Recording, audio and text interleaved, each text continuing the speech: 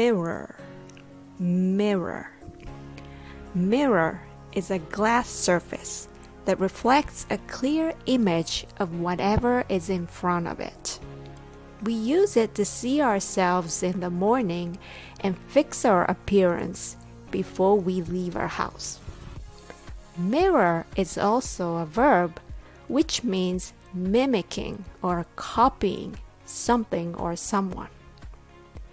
Can you hear an English words and try mirroring or copying what you just heard? Like this word, mirror. The word mirror has a lot of R's. There are 3 R's in the spelling and there is 1 O. But just ignore the letter O and make sure you growl with the heavy American R sound. It starts with the M followed by the letter I, so it's Hit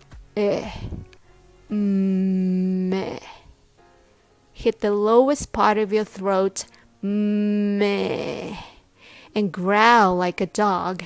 Mirror,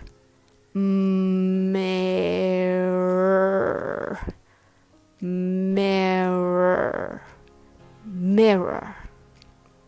All right, were you able to mirror the sound exactly as you heard it? Great. Thanks for listening.